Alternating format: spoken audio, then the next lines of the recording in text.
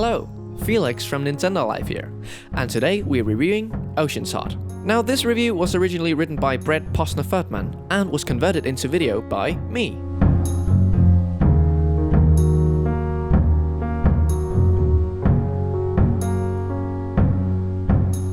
When someone talks about a spiritual successor in the video game industry, a few names immediately come to mind.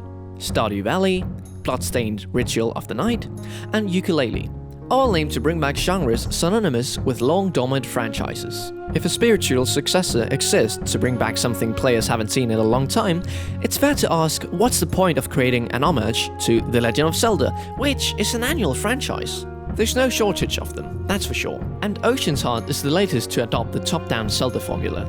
Even though the game pulls heavily from Nintendo's template and stumbles in places, developer Max Mraz delivers an enjoyable take on the top-down 2D adventuring. If you took a quick glance of Ocean's Heart, you'd be forgiven for thinking it was a long-lost sequel to The Minish Cap.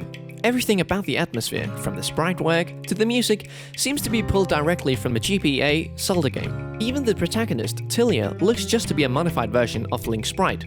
And while some might find this shamelessly derivative, where Ocean's Heart stands out a bit more is in the locales you visit, from large sunflower fields to a town heavily inspired by Greek architecture. The unique environments give the game a much-needed sense of identity it otherwise lacks. And while few and far between, even familiar environment tropes stands out with slight variations of the traditional design, like an autumn grassland.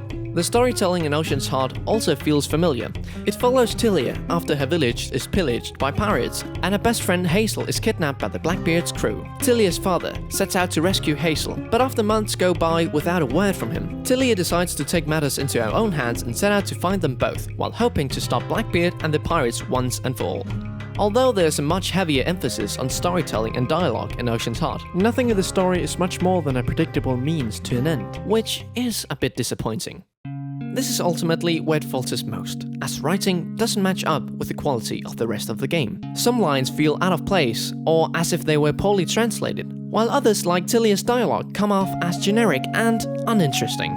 It is disappointing that the one area where the game tries to develop its own identity is the part worth skipping over. In terms of gameplay mechanics, Ocean's Heart plays out exactly how you expect it to. Equipped with a sword and a boatload of unlockable items, Tilia explores a top-down world filled with large dungeons, bustling towns, and plenty of secrets to uncover. As is tradition, plot progression boils down to traveling from dungeon to find an item that helps you progress in the overworld. While the variety of items Tilia obtains is much smaller than one might expect, there's still plenty of unique tools at your disposal, such as a great fire spear. The highlight is undoubtedly Divana's Barrier, which creates a Sonic 3-esque insta-shield that reflects all projectiles and negates all damage for a split second. This came in handy in dungeons, as they were noticeably more combat-oriented than one might expect.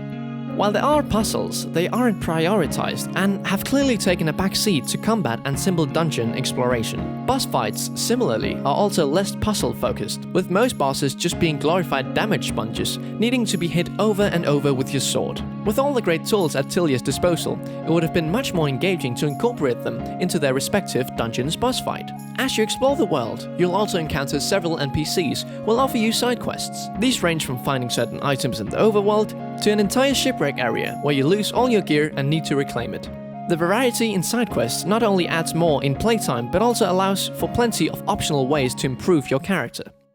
The rewards range from weapon upgrades to money for use in shops to upgrade your equipment. Money is rarely found outside of side quests and chests, so having a fun way to earn currency outside of grinding enemies was really refreshing. Even with the side quests, Ocean's Heart is still a relatively short game that might disappoint someone looking for a meatier adventure, although equally a blessedly short runtime might be appealing. Our playthrough took around 6 to 7 hours, side quests included. For the most part, the Switch version also runs great. There were no noticeable frame dips, graphical errors, and crashes, making it an overall smooth journey. The only major issue comes from what can only be described as a control error, where inputs carry over from one button press to another when performed too rapidly.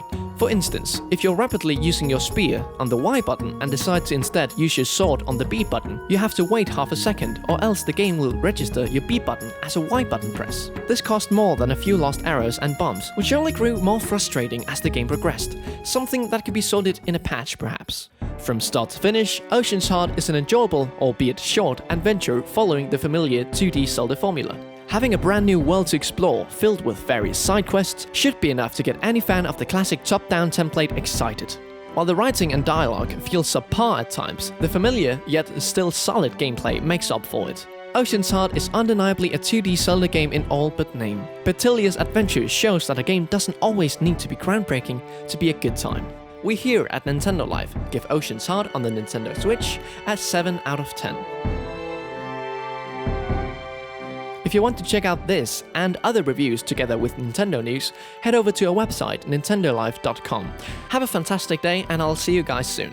Felix from Nintendo Life here, out.